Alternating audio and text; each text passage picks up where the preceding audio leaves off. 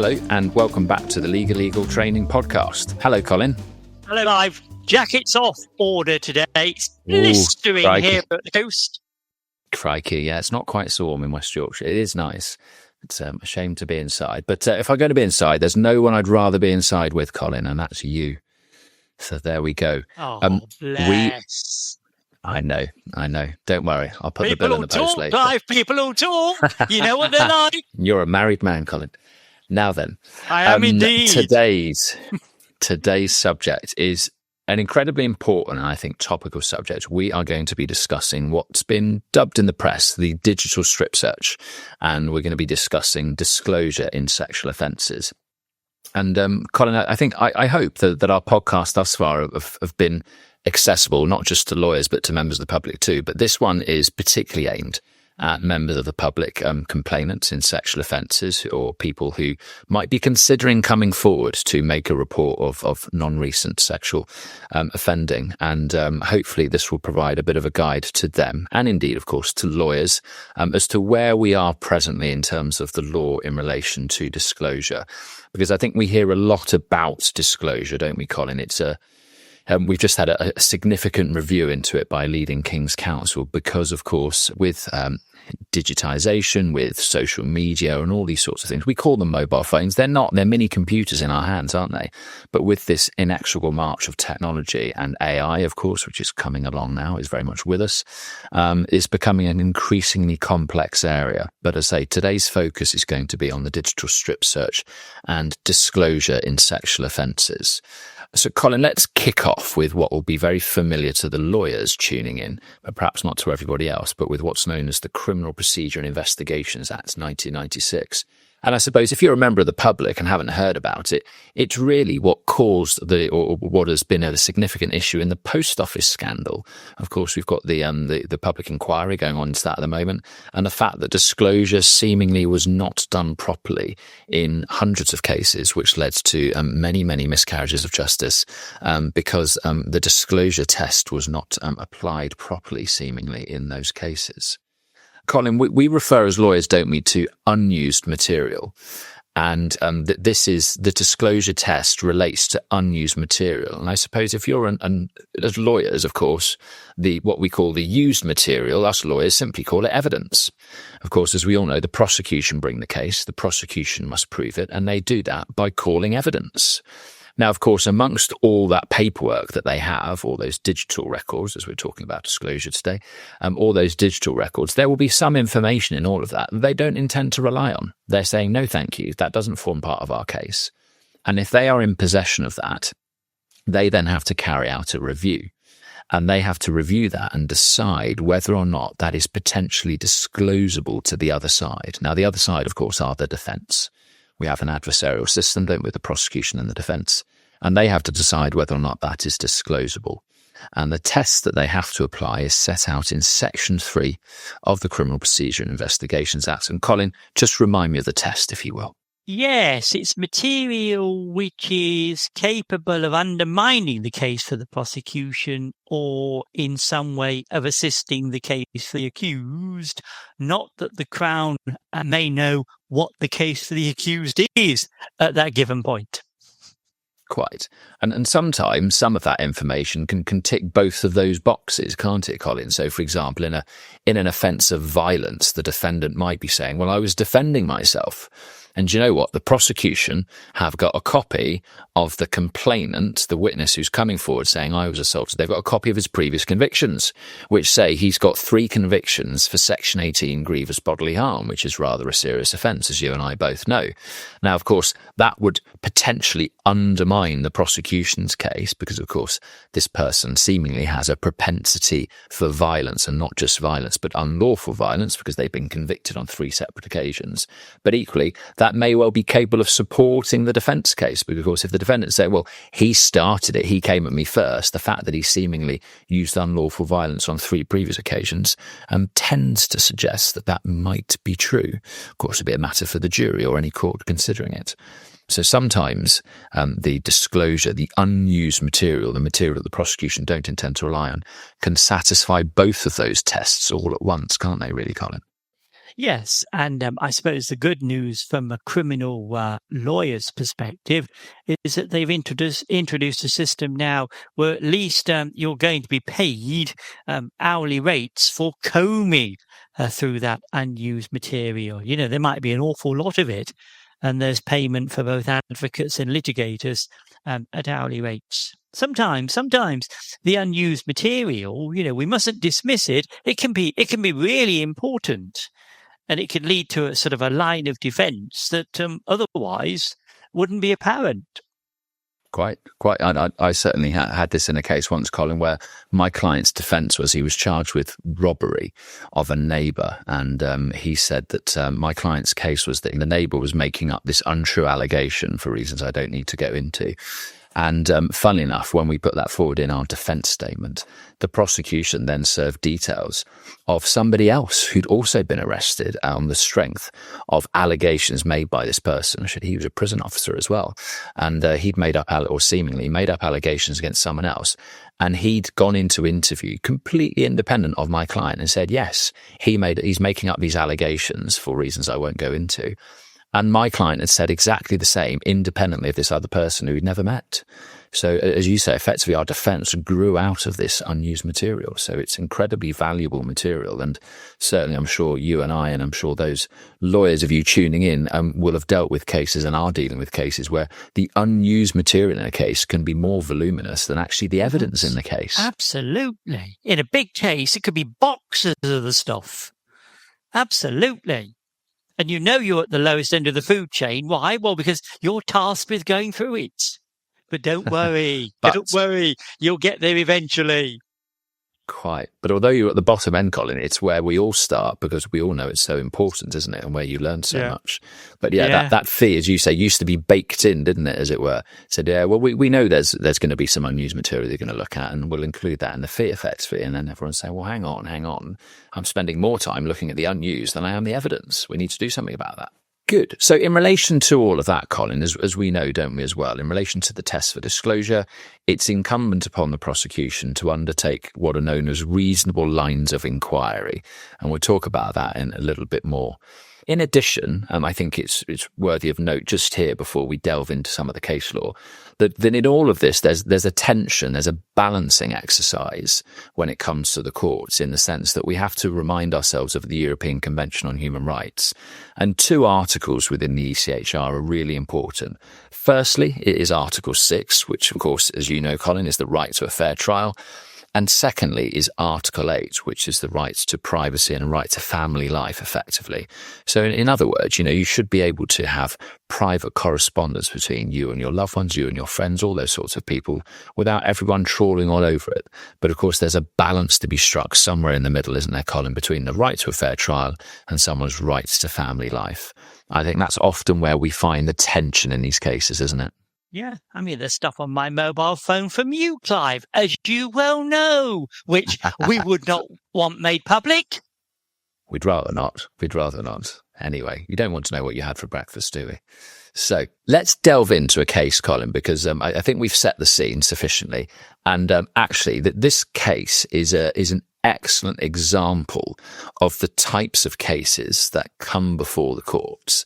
And I say this not for the lawyers, but certainly for those that members of the public may be tuning into this. As we know, I think many people might think of rape, sexual offences, particularly rape, as the kind of thing that happens late at night in a park when someone's dragged off a path into some woods and they may be seriously sexually assaulted or indeed raped by a stranger. I think that might be many people's archetypal idea of what a rape looks like. But as we know, Colin, similar to murder, you're more likely to be raped by someone you know than you are by someone you don't. In the same way, you're more likely to be killed by someone you do know rather than you don't. And so the overwhelming majority of cases, particularly when it comes to rape, take place between people who know each other. Now, they may have known each other for weeks, days, months. They may have known each other for hours.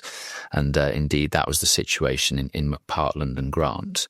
So just by way of setting the scene in terms of McPartland and Grant, I think from memory, Colin, and this was a case down in Plymouth, and McPartland and Grant had been out drinking one night in Plymouth. And I seem to remember, I think they were old school friends and they hadn't seen each other for years. And I think they bumped into each other that night. And they met a young lady, and the three of them ended up going back to one of their addresses. And whilst at the address, sexual intercourse took place. I think there were 3 or 4 counts on the indictment. When we say count, that means charges on the indictment. I think there was 2 or 3 allegations of rape and maybe 1 of sexual assault. The details are not necessary to go into, other than to say, of course, this was an incident whereby they met each other that evening, sexual intercourse took place, and the complainant left the address. And I think very soon after, maybe even the same day, she made complaint of rape to the police. Now, we know that doesn't always happen, does it, Colin? Sometimes it might take hours, days, weeks, months, or sometimes even years for complainants to come forward. But in a case such as this is what took place. And complaint was made, I think, the same day. So I think the incident finished in the early hours of the morning. She left in a taxi. Complaint was made later that day to the police. So Messrs McPartland and Grant, in the ordinary way, so a statement would have been taken from the complainant, usually what's known as an ABE interview, an achieving best evidence interview, whereby the interview is video recorded at a police station, usually in what's known as a soft interview room, so it has sofas and pictures on the wall, somewhere a bit more comfortable. So those are images that people might have from television of somebody being in an interview room with a tape recording going, and I think some of them still are tape recordings, but no windows, that sort of thing. That's not where it takes place. It takes place in what's known as a soft interview room usually.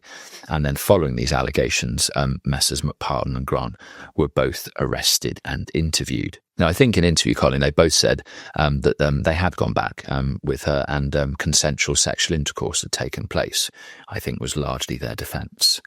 But the issue in the case, and of course the issue we're looking at today, Colin, of course, is what happened in relation to their mobile phones. Can you remember, Colin? Tell us what happened in relation to their mobile phones, and indeed the complainant's mobile phone. Oh, wasn't there, in relation to the phone, wasn't there some sort of request by the police that she gives the police permission to download her Facebook account? And I think she refused, didn't she? Initially. She did. She refused. And wasn't there, I mean, this all made the papers, didn't it? It was back in about 2020, 2019. Wasn't there some sort of suggestion that based upon that refusal, it might have been a consideration that the investigation be stopped? Yeah.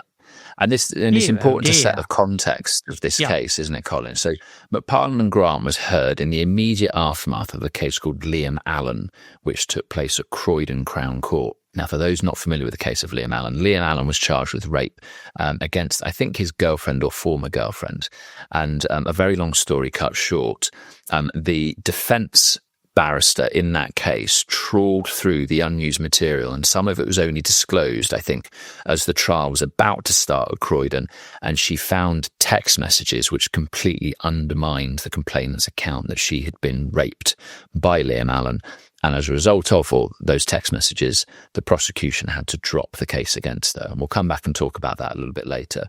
And so as a result of that, there was heightened scrutiny, I think it's fair to say, Colin, of sexual offences. I think there was actually a nationwide review as well of sexual offences, particularly rape at the time. So set against that background that McPartland and Grant was being heard. And as you say, Colin, there was a request from the defence for the mobile phone of the complainant to be seized and to be interrogated. And as you rightly say, the Facebook account was a matter in issue. And the defence went to court and made an application under Section 3 of the Criminal Procedure Investigations Act, what we call a Section 8 application under that same Act, for disclosure of her Facebook account. The prosecution said that they would need, and without her consent, they would need to apply to a court in America, and it would take something like 6 months for that to be conducted and completed and achieved. Anyway, the trial judge wasn't having... The Crown Court judge said quite rightly, we're not having any of that. Hey. Quite. Dear, oh dear. And so the trial went ahead. The trial went ahead, didn't it, Colin? And I think in fairness to the complainant in this case, and we must be fair, she'd been open with the police in terms of conversations she'd had with people after she'd made this complaint.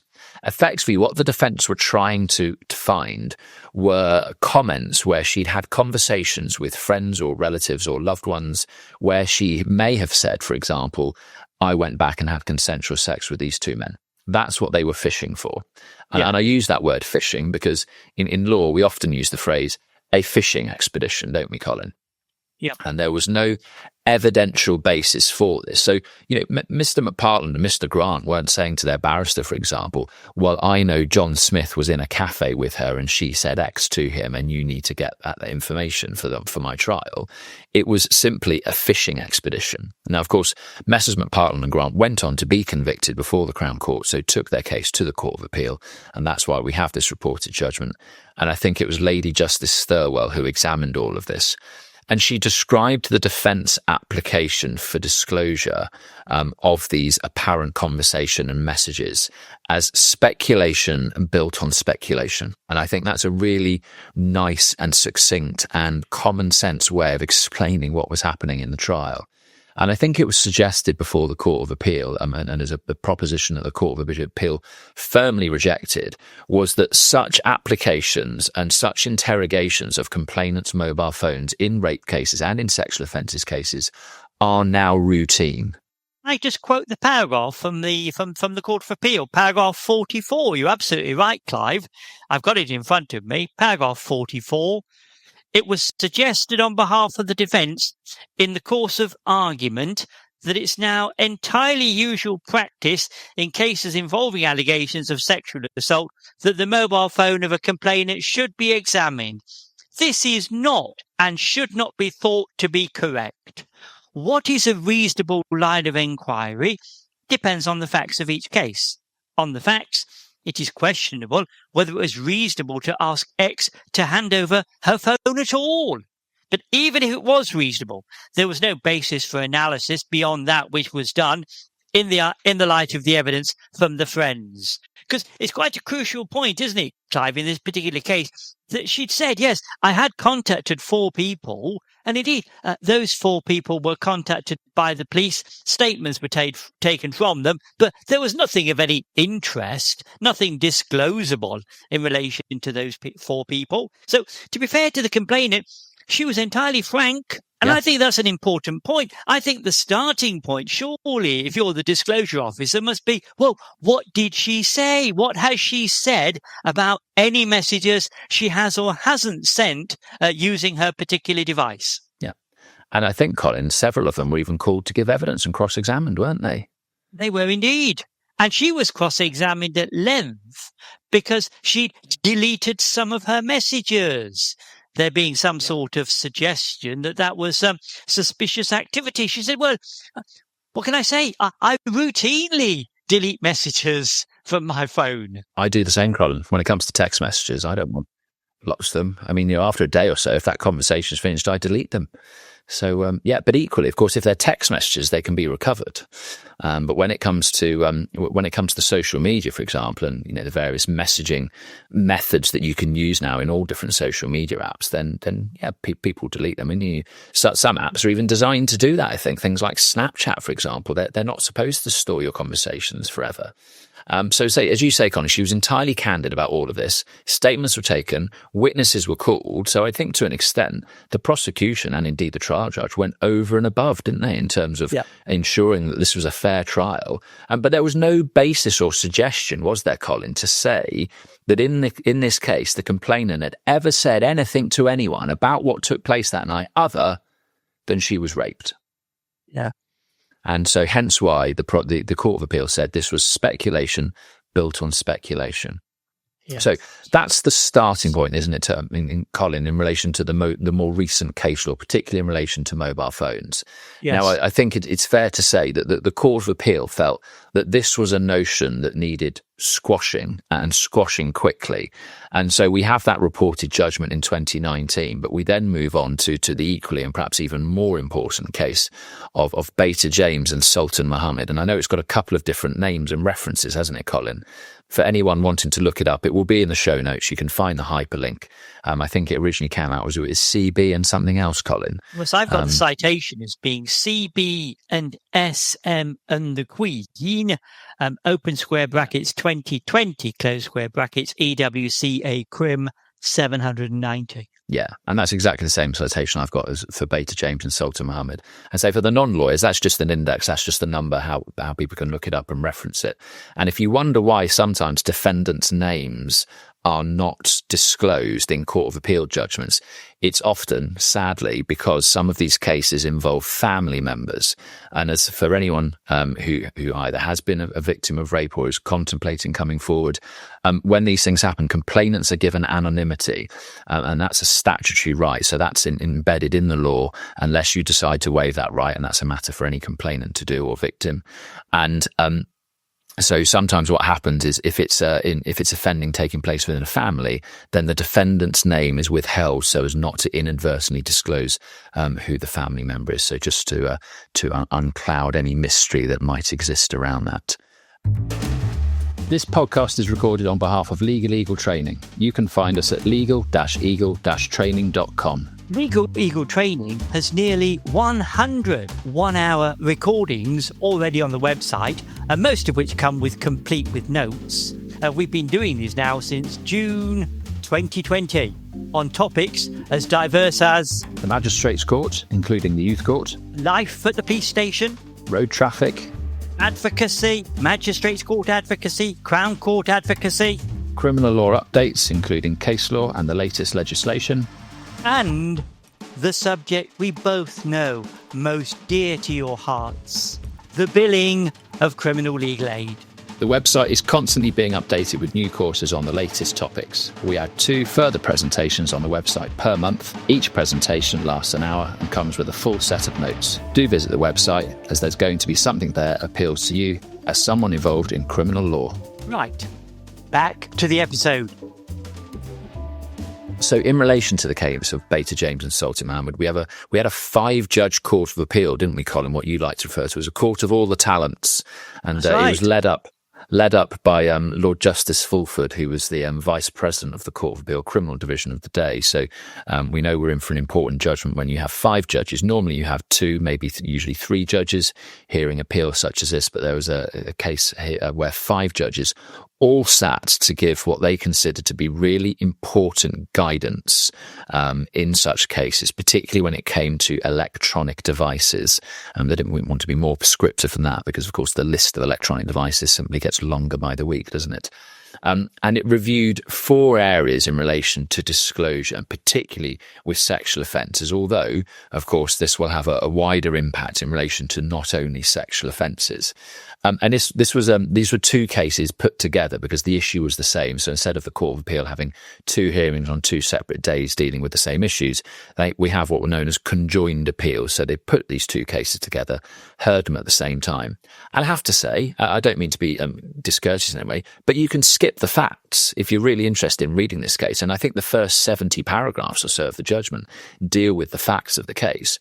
And you can read the introductory paragraphs and then skip over the facts because we all know, having particularly looked at McPartland and Grant, what the background and facts of these cases are likely to be. So skip over all of that and get to what's the important point for us lawyers and members of the public who want to analyse and digest this decision. So it dealt with 4 broad questions, didn't it, Colin? I'm just going to set them out and forgive me just for reading for a moment. Yes. 4 principles. I think 4 principles they were putting forward. Yeah. Principle number 1. Yeah. When is it necessary to review and disclose information held by complainants or prosecution witnesses on electronic devices? Question 1. Question 2. When it is necessary, and you'll see that word again, how should it be conducted? Thirdly, what reassurance should be given to a witness or indeed witnesses? And fourthly, we've touched upon this already in McPartland and Grant, what's the consequence of refusing access? So those were the 4 questions. And from those questions, the answers gave us 4 principles, as Colin says. So the first principle that emerges, Colin, is from that first question, when is it necessary to review or disclose information? The first principle is really elaborating on McPartland and Grant, namely that there is no obligation to review without good cause. we've used the word twice already here, but we use the word necessary, don't we, Colin? And that's a word that we get from European Court of Human Rights legislation. And necessary is an important word. And as the Court of Appeal have said on occasion, the word necessary is not to be diluted. It should not be highly desirable or curiosity, any of those things. It's a high bar. I think you'd agree, wouldn't you, Colin? Yes, absolutely. Yes, it is a very high bar. Yeah. And we're back to pursuing reasonable lines of inquiry, aren't we? We're back to what do you know? What have you been told? Whereby the analysis of that particular device will lead to a reasonable line of inquiry. I'll just quote, if I may, another short quotation from the case. There is a misconception that certain types of criminal investigation, most particularly those that are sexual in nature, ipso facto result in the right to automatic and unfettered access by investigators to the complainant's digital information. This is assuredly not the case. Yeah. Absolutely. And that's what Lord Justice Fulford said, wasn't it, on behalf of the Court of Appeal, as you say, echoing what Lady Justice Thirlwell had said in the case of McPartland and Grant.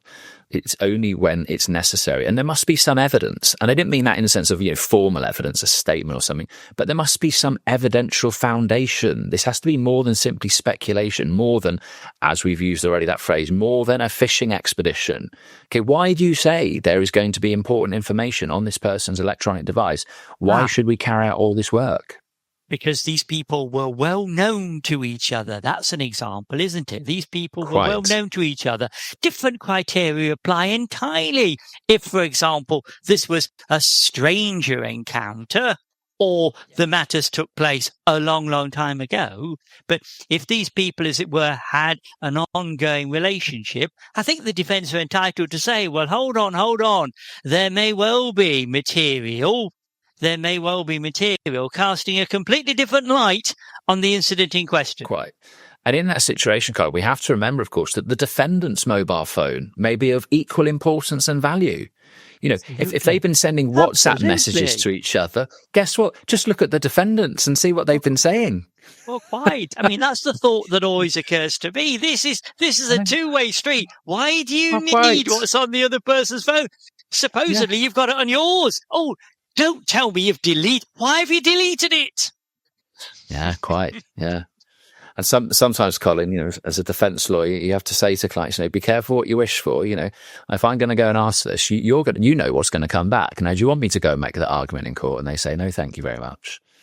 So, yes. But yeah, as you say, and sometimes, in fairness, the police will have seized the defendant's mobile phone. So, that's a perfectly proper point to make. So it doesn't mean, they're at home just scrolling through all their messages.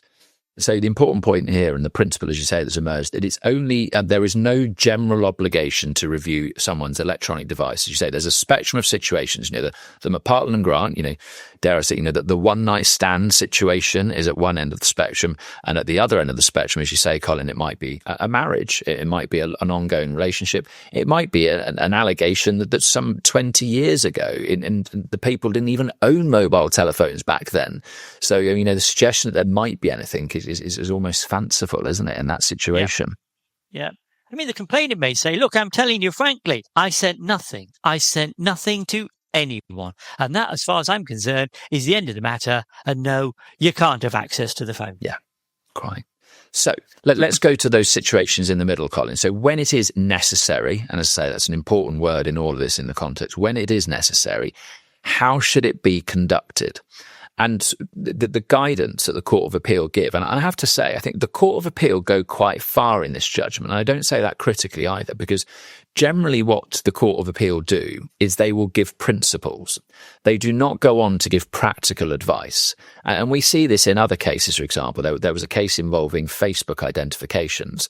And the Court of Appeal said it's not for us to give practical advice as to how you deal with this. That's a matter for the DPP and the Association of Chief Police Officers and things, ACPO, to deal with. And they left them to come up with a code of practice. But actually, the Court of Appeal go really far here, don't they, Colin? And not just saying these are the matters of principle, but practically this is what it should look like as well. So we get an example of this here when they say, when necessary, how should it be conducted? And the Court of Appeal effectively say the last option is to surrender, have the complainant give their mobile phone over to you.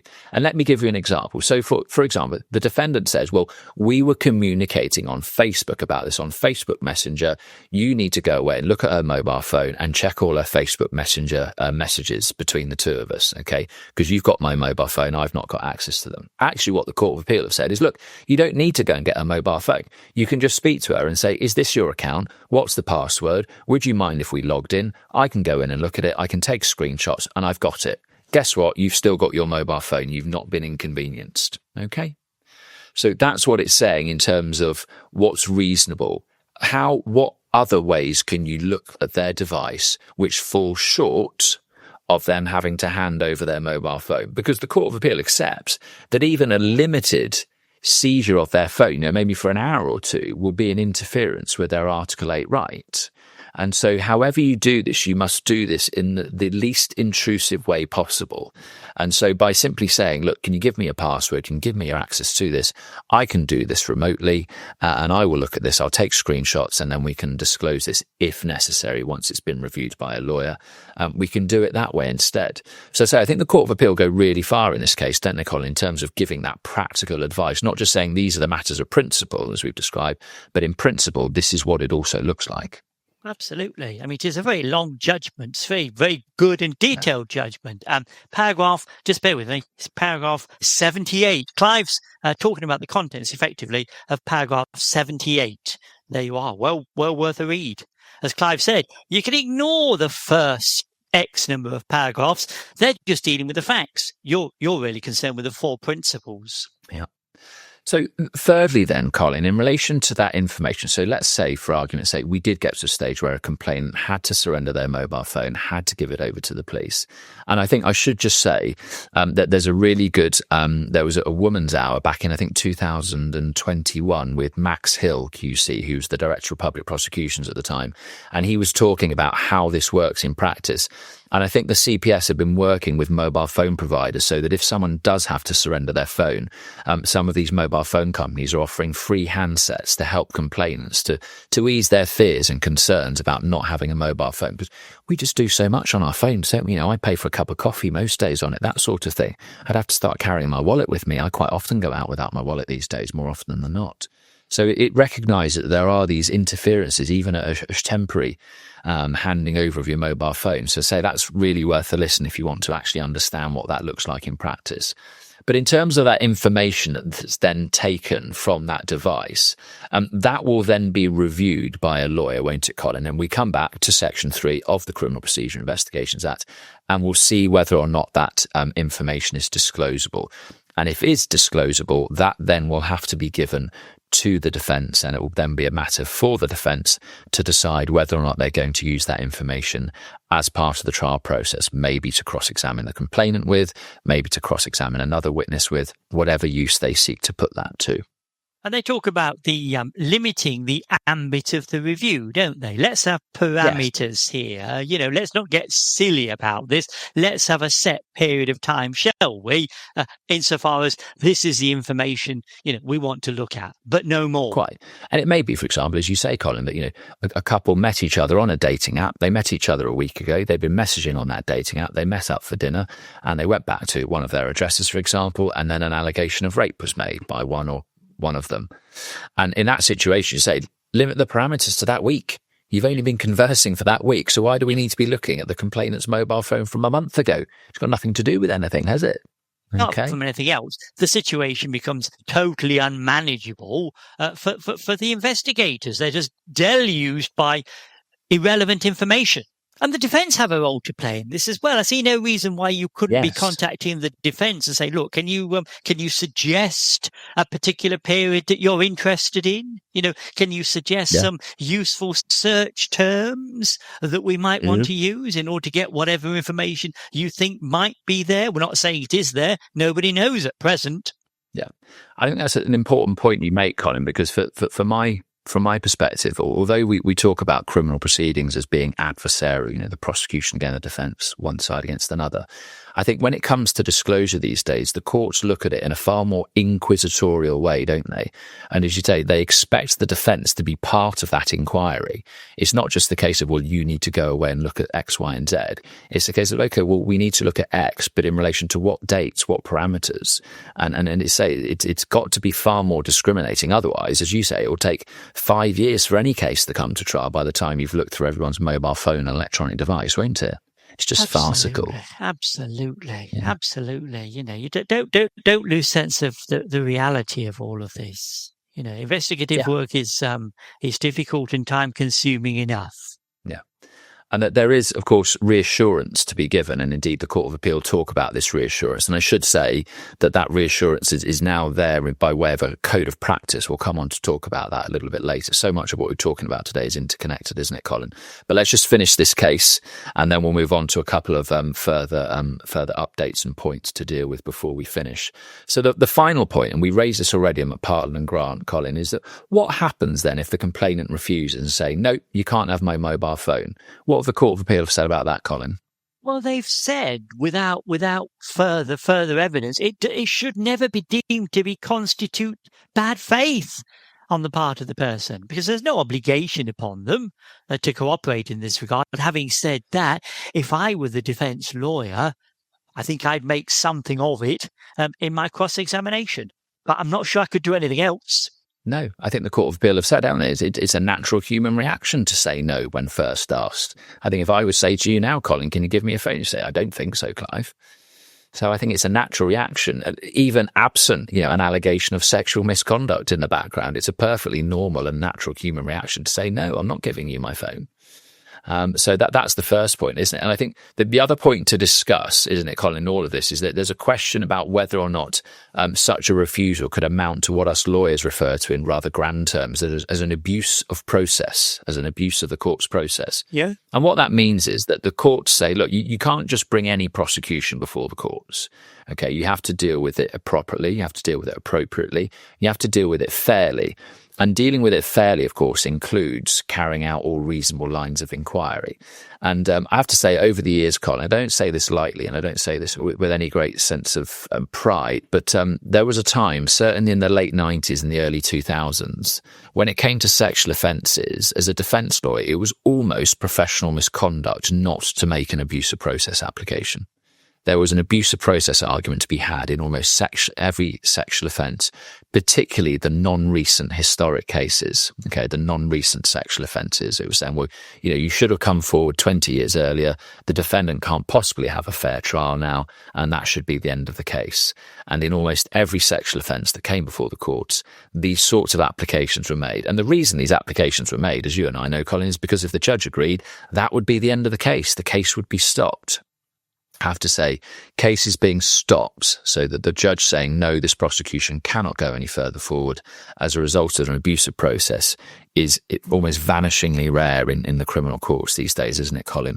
We prosecute many, many things, and we'll prosecute, I've certainly read cases where defendants who are in their late 90s have been prosecuted for non-recent sexual offences. So it's incredibly rare for these cases to be stopped or stayed, as we call them, as an abusive process.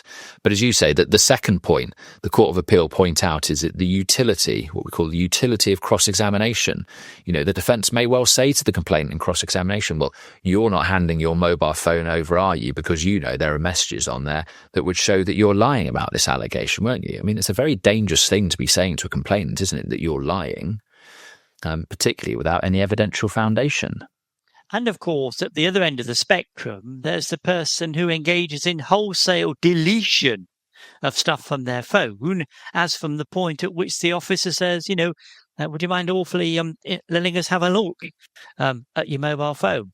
That is the opposite end of the spectrum. That, I would have thought, might well form the basis of some sort of abusive process argument. Look, something's not right here because of the wholesale deletion of messages. Well, quite. And even if we don't get to that stage, I think the jury would find something like that deeply suspicious, wouldn't they? The police officer asks at 9 o'clock on Monday morning, can you come in this afternoon and give me a mobile phone?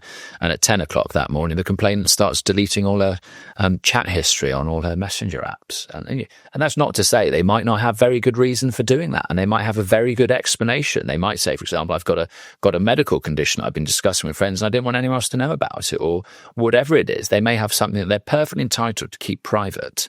Yes. And it will always be a matter for the jury, won't it, in case like that, whether or not they think they had a legitimate reason for deleting these messages, or whether it was done for some ulterior purpose.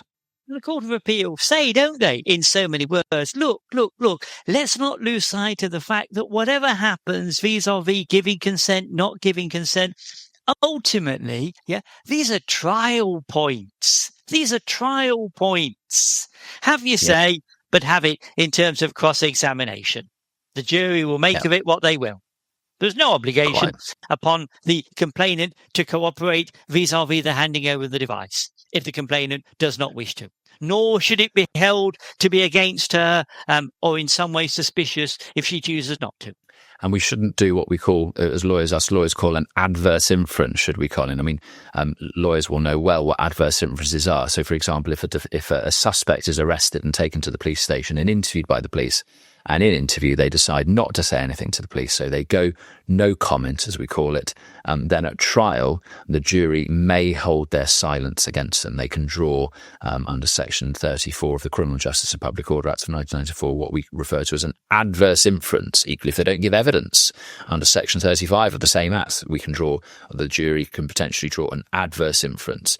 But they're saying, look, the defendant is the defendant. The complainant is the complainant. The law says that adverse inferences can only be drawn against defendants. They cannot be drawn against complainants. Okay, so they're not in the same boat. No, and nor should there be any suggestion of bad faith against the police or against the CBS. I mean, they're only going with what they've been given. Yeah, they can't compel them to do these things. That's the point, isn't it? I mean, there's a danger that the case might be dropped. But as I say, it would be rare, wouldn't it, Colin? It would be rare in today's climate. It would be rare, particularly as the Court of Appeal have said, of course, that a refusal is not in any way to be deemed. What do they say? Let's get the wording of the judgment. It is important to note that a refusal by a complainant to divulge the contents of a mobile phone or similar device does not, without more, constitute any form of bad faith or misbehaviour. I think there's a good note to end that case on, Colin. Yes, and look at it from a defence perspective for a moment, because it's always a balancing exercise. The defence, of course, being suspicious of it all, particularly based upon their instructions from the client, would say, well, no smoke without fire. There was something there. There was something there that might have helped, and we'll certainly cross-examine at trial on the point. But, in reality, we'll never get to the bottom of it. There are plenty of trials where we never get to the bottom of every point, and you don't need to, quite frankly. We never get to the bottom of it. And I'm only putting that forward as being the perspective of the defendant, who feels aggrieved that, as it were, the court are not getting the full picture. Defendants always feel aggrieved, don't they, when in their trial they think, and they sometimes blame the lawyers, don't they? Oh, the way the case was presented, the jury didn't get the full picture, did they? I mean, we know this because occasionally they go to the Court of Appeal, don't they? And they say, look, my case should have been presented this way. And the Court of Appeal said, oh, right. Right. Very interesting. Yeah. Very interesting. Yes. Yeah. Yes. So three last things. Or to three mention last the things document. to wrap up. First, as you say, the Attorney General's guidelines on disclosure, and then we'll touch upon very briefly the Code of Practice under the Police Crime Sentencing and Courts Act. And then I want to finish on something very, very practical about the extension of the victim's right to review. And there's a really good piece on the CPS website about this, which we'll add to the show notes. And indeed, all these cases and all the documents, as ever, that we're talking about today will be in the show notes for anybody to save you looking them all up.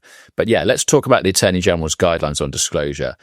We had these things get updated inevitably over the years, and we had an edition that was published in 2013, and then like London, they hadn't been updated for years, and then like London buses, we had two updates within quick succession, didn't we, Colin? And I have to say, it's an intensely practical document. It's only 55 pages. I say only 55 because as lawyers, we're very used to reading lots and lots of pages, and 55-page document is relatively short in our world. So we had 2 updates in quick succession. The second update, in fairness, was to merely really add an addendum to it all, to add what's known as the disclosure management document, which is a way in which we deal with disclosure practically in the Crown Court. And there's a disclosure management document in all cases now in the Crown Court, and sometimes in the Magistrates' Court for particularly difficult, so fraud or sexual offences if they were being tried there. And the latest version with the update has been in force since the 29th of May 2024.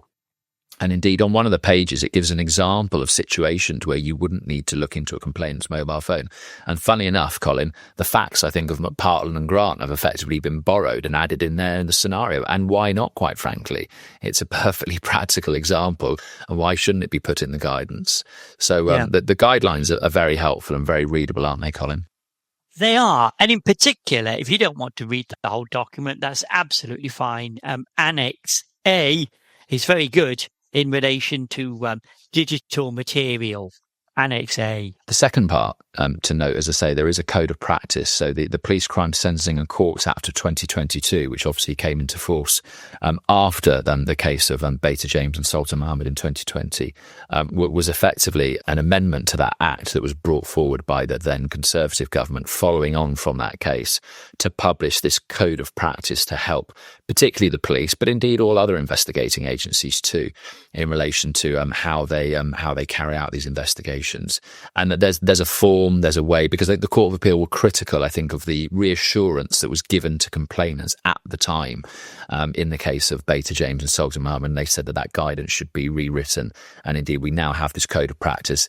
And there was a pro forma document in there for use by prosecuting authorities and investigatory authorities that should be given to complainants to help give them that reassurance and give them that guidance that we're talking about today in this podcast, to reassure them and help them try and make that decision as to whether or not they do want to give the police or any other investigating agency access to their electronic device. So that's a welcome addition to all of this as well.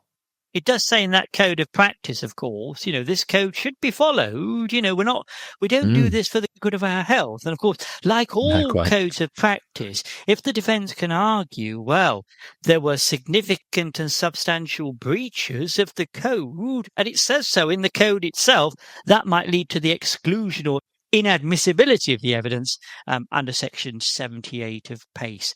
I think I'm right in saying that as far as the notes to go with this podcast, that we have given the code of practice. Absolutely, Colin. Yeah, that will be in the notes. That is well worth a read. Yeah. You need a stiff drink, but it's well worth a read. Yeah, there we go. So yes, another helpful document. And that's what's happened, isn't it, in recent years, Colin? We've had more and more of this guidance, which is very welcome and overdue, quite frankly, as well, in relation to this. So hopefully it's helping to demystify and hopefully change opinions that such a thing as the digital strip search exists, because for my part, I don't think it does. And if I can just offer an opinion, I wouldn't often do this, but I think it's incumbent on all of us, particularly the lawyers like you and I, Colin, to make sure that the public and everybody understand that if they do come forward and make complaint of a serious sexual offence, that they will not automatically be subject to a digital strip search. Because there's a danger, isn't it, I think, if that view becomes public knowledge or public perception, that it will be a self-fulfilling prophecy. And the reality is that it isn't. It will not be in every case that this takes place. And I wouldn't want complainants or anybody contemplating coming forward to think it is, and for that potentially to scare them off coming forward and making a complaint. Yes. Well, I echo that sentiment, Clive. Let's finish then, Colin, with the victim's right of review. And there are 2 aspects to this. And one of them is new. And I should just say that we're recording, bad luck for some, but Friday the 13th of June 2025, and so that the date's important. So the victim's right of review in relation to the prosecution of offences generally, but specifically, of course, here we're talking about sexual offences, has existed for some time now, for many years. And what it means is this, is that if you as a complainant come forward and make a complaint of rape or sexual assault or some other serious sexual offence, the prosecution, the police carry out an investigation. They refer the matter, as they would in a case like this, to the Crown Prosecution Service, who would conduct a review and decide whether or not to prosecute. If they decide not to prosecute, you are entitled to a review of that decision. Now, I should say, just pausing there, in making that decision to prosecute, the prosecution will consider two principles. Firstly, on the balance of probabilities, is it more likely than not, if we presented this case to a court, to a jury, that the defendant would be convicted? Okay. Now, I mention that, of course, in order to be convicted before a criminal court, the jury, the magistrates, the district judge would have to be satisfied so that they are sure, so the hurdle is higher. But this is what we call the evidential test for the prosecution. Is it more likely than not that if we proceeded to trial before a court with this case, is it more likely than not that the defendant would be convicted? That's the first thing they have to consider on the evidential test. The second test for them to consider is whether or not this is in the public interest. So, for example, it might be that the defendant is terminally ill. He's been given 3 months to live. Is there really a public interest in prosecuting this man or this woman, whoever it may be?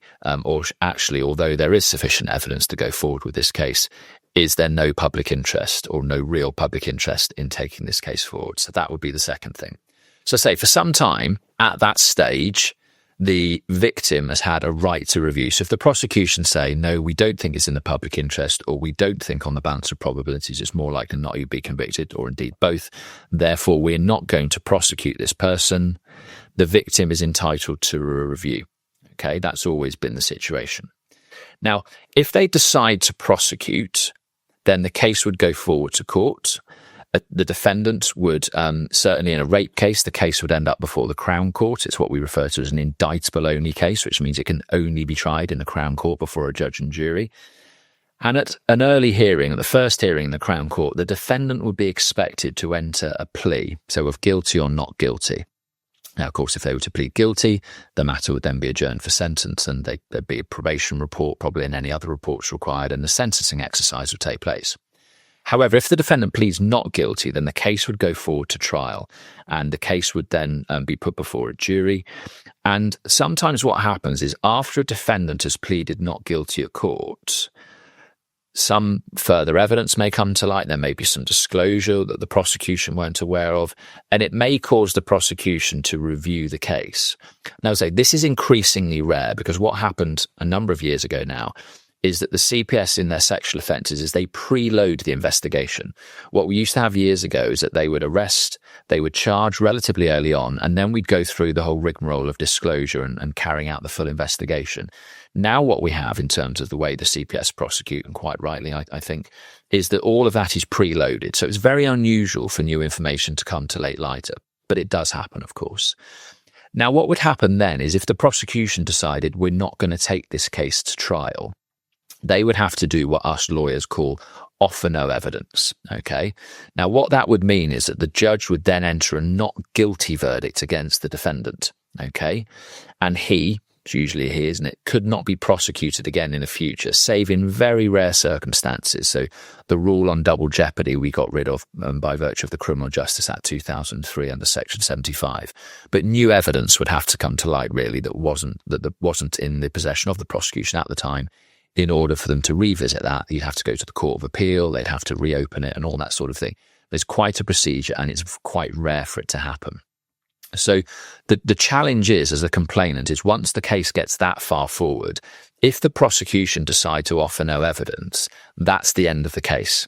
Okay. And in certain cases, there's been a review of the decision after that, and complainants have received compensation. And indeed, in the link that we'll put on in the show notes to the CPS website, there's an example of that case. It was the case known as the Sexsomnia case, and that the victim in that case was on the radio again recently talking about this change. So what we have now is this extension of the right to review. So once the case gets to trial, goes to court, if the prosecution say, we're not going to prosecute this case anymore, we're not going to take this case to trial, then before they offer no evidence, so in other words, once they bring down the shutters, before that happens, the complainant is now entitled to review by an independent prosecutor who might come to a different view and might say this case should be prosecuted, in which case the case would go forward.